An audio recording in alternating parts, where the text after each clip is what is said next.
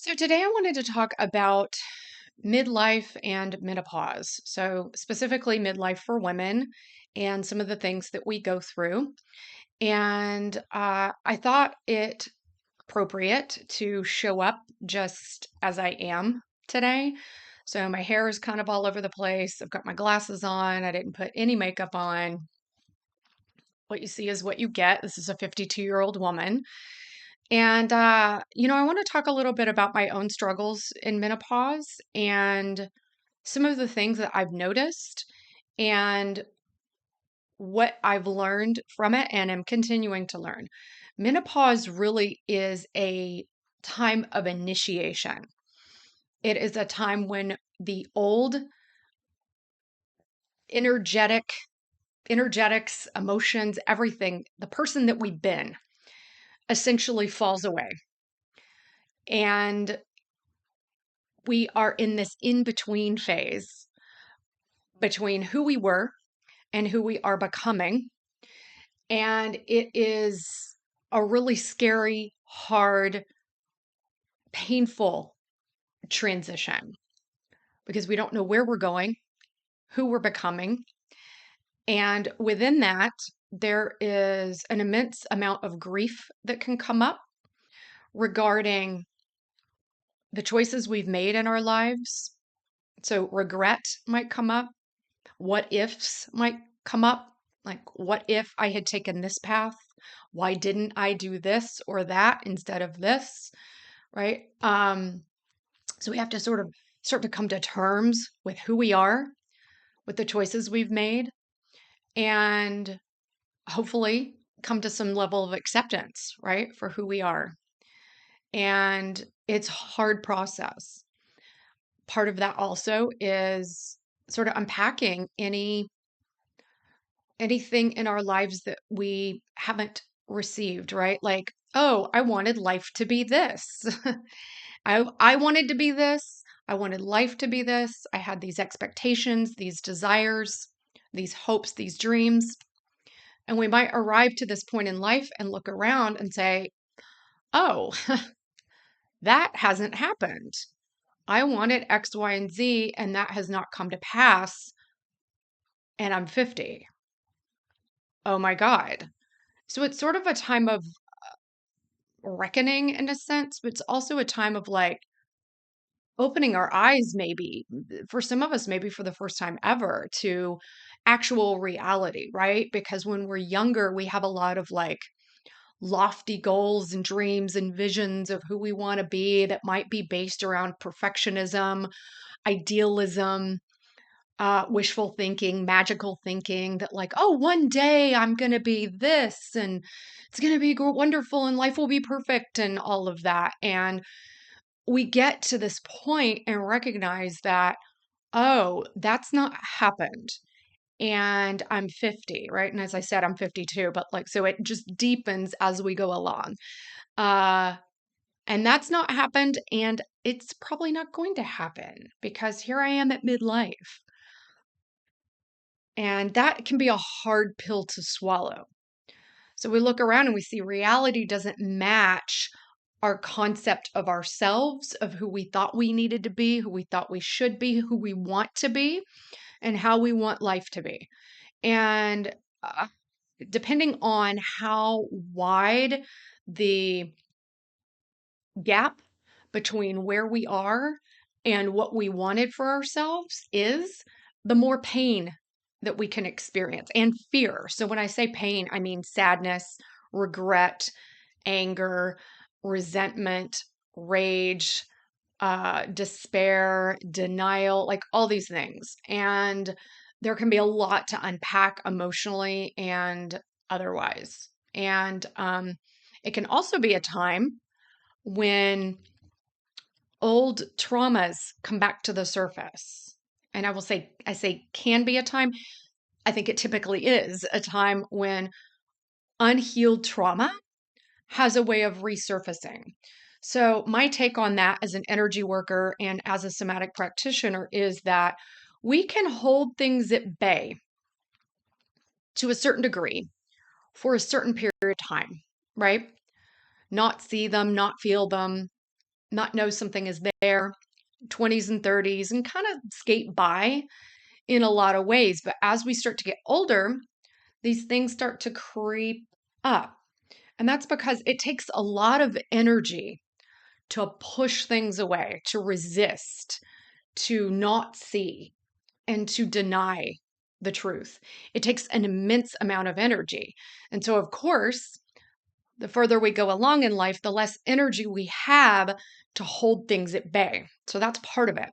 The other part is this creates a lot of friction. It creates a lot of, again, resistance, and resistance creates stagnation, contraction in our nervous system, pain, dissonance, just a lot of just like this, right? Because we have to hold on to this, like, I want life to be like this.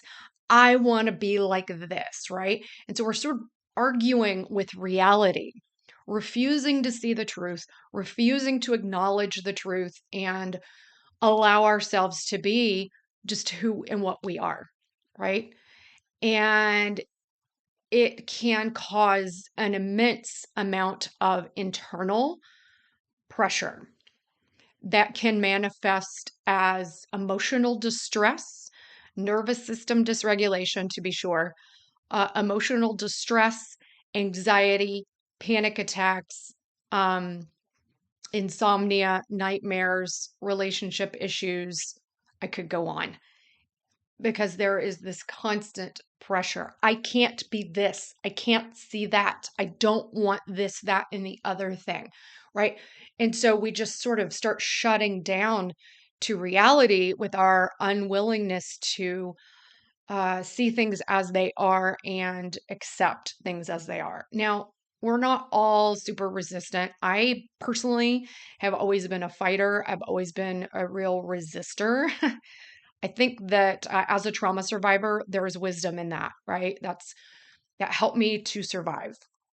But as we go along in life, that internal resistance and pushing back on life, pushing back on ourselves is what, again, creates all these emotional, mental issues and physical issues. I'm somebody who also has Hashimoto's, which is an autoimmune condition that has, over the last few years, gotten more severe.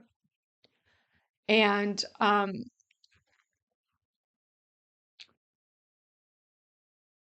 because of all of the pushing back, personally, as a survivor of childhood abuse and neglect and adult narcissistic abuse, all kinds of stuff, I got to a point 5 years ago where it dawned on me after decades of denial, convincing myself that, well, I'm a healer. I should be able to heal anything. That was my magical thinking, right?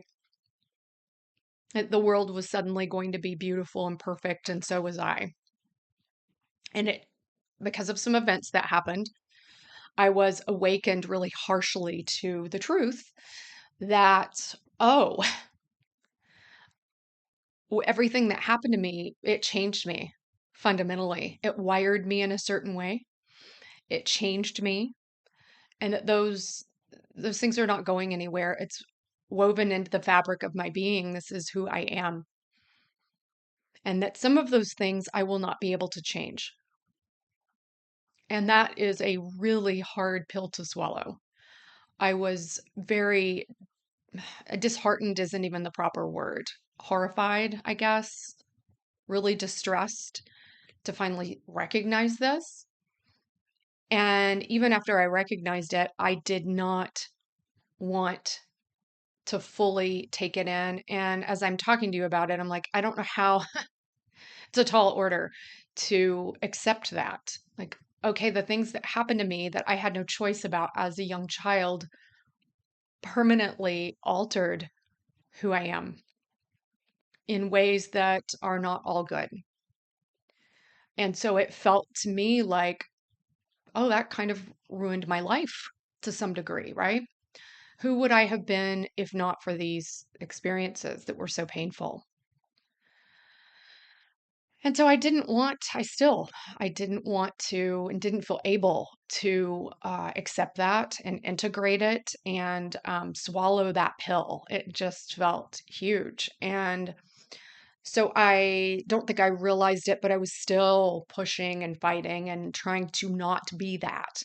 Now, I want to just say that our culture is really sick. We know this in a lot of ways. One of the ways that I'm really hyper aware of as a survivor who struggles with, I have complex PTSD with shades of BPD. And I am really aware of the stigma, the mental health stigmas, and even the stigma around something like autoimmune conditions. It's like there is with that as well. And so, our society really pushes being normal or fitting in, be authentic, all these things, provided your authenticity is what other people want to see, provided who you really are is acceptable to most people, right? Provided we fit in with the norm. And if we don't, I'm here to tell you, at least from my personal experience, that there is a feeling of not being wanted, not being accepted, of people even being freaked out, like scaring people, um, and not feeling understood, not feeling accepted. That's something I've always dealt with my whole life, as a highly sensitive person too, to boot. Um, and so admitting these things, owning these things, being raw in our vulnerability and honesty about who we are if we struggle is really scary. And so, just to come back to about midlife, again, whatever we have denied or tried to get away from, including the trauma that we were unable to unpack for whatever reason when we were younger, all comes home to roost, so to speak. We cannot hold things at bay anymore. Whatever is not sustainable in terms of our ways of being in the world will fall away. They just start to crumble. So if we've had a way of not being real, not being honest, not being true to ourselves, not being who we are, um, etc., those things will start to fall away. Because again, it takes an immense amount of energy. And this is really, really scary because with that, what might start to fall away is our sense of who we are, our sense of identity. So it's like an ego death. 4 years ago, about 5 days from now, exactly 4 years ago, I had some sort of breakdown. I guess spiritually, we'd call it an awakening. But if I'm honest, it was more like a breakdown of all of this internal pressure that had built up over decades, right? Trying to not be this and not be that and trying to be something else instead that I thought people might love and accept and want around. Um, uh, just something in me shattered and that needed to. And in turn, I, you know, kind of felt more of a sense of connection to logic and reason and pragmatism, which I think are really important, and less all of my sort of magical thinking, wishful thinking, what I called faith, which wasn't real faith, were gone in an instant. And so it's been very, confusing. Of course, nobody could really tell me what had happened. And it's taken a long time to integrate that. I think I'm still integrating that. And so it was very disheartening to lose contact with that sort of idealistic, magical thinking, wishful thinking self that was so much of who I thought myself to be. And fast forward to now, 4 years later, and I recognize that, oh, wait, because I didn't fully understand what was going on, and I was still at the beginning stages of menopause at that point. Um, I didn't fully understand what was happening, and now Still probably don't. But what I do know is that I have still continued to have this buildup of internal pressure of trying to be a version of myself that I believed was pleasing to other people.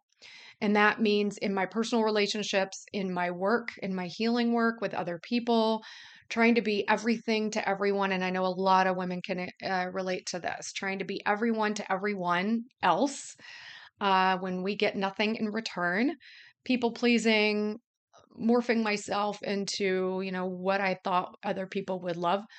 It does not work at all. And not only does it not work, but it is uh, like death to the soul, really.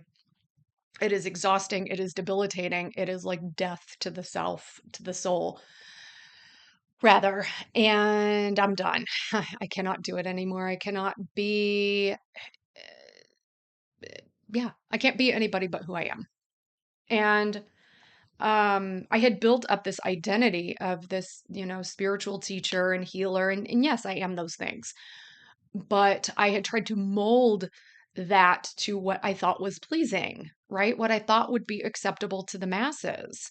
And you know what? It doesn't work. And I have not felt like I could be who I actually am, that I have had to push these parts of me, these raw, vulnerable parts that were so hurt and so just needed love and acceptance away in order to be quote unquote normal, whatever that is.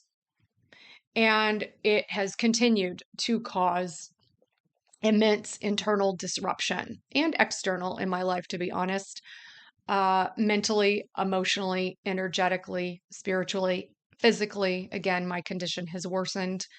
My mental health is about where it was 4 years ago. And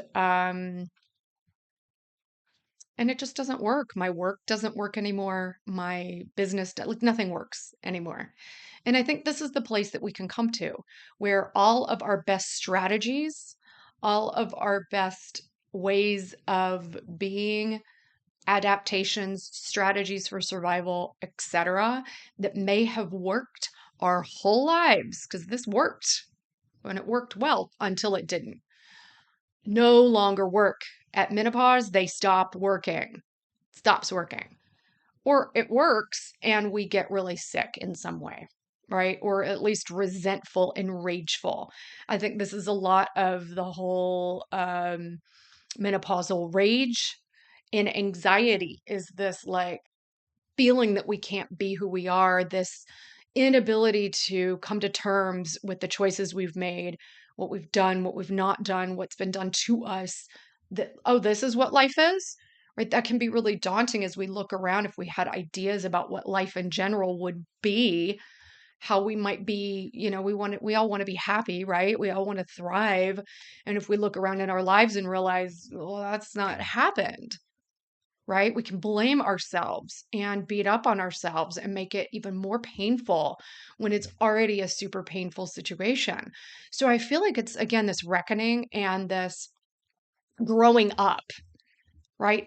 Maturing, hopefully. I think that's the goal, is that we allow these childish ideas and notions and judgments and fears and mistrust of ourselves to fall away, so that we can be reborn into the women that we are meant to be, which, to be clear, is probably nothing like the women we thought we were supposed to be or wanted to be, right?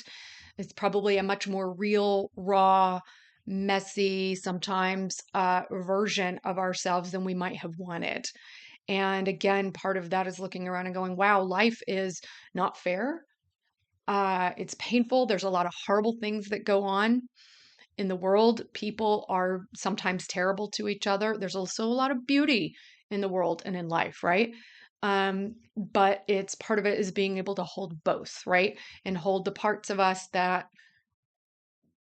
are sort of, what we wanted, right? And then the parts of us that are not, that we have pushed away.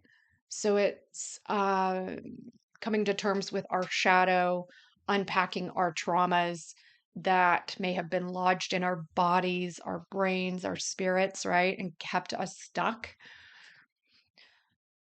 so that we can get unstuck and live in a sustainable way for the next 20, 30, maybe even 40 years we're walking around on this planet, right? And what I know for myself is that the way that I was living, have still been living in certain ways, is not sustainable. Now, I got sober about a little over 4 years ago. So that was great. Used to be a party girl, got rid of that.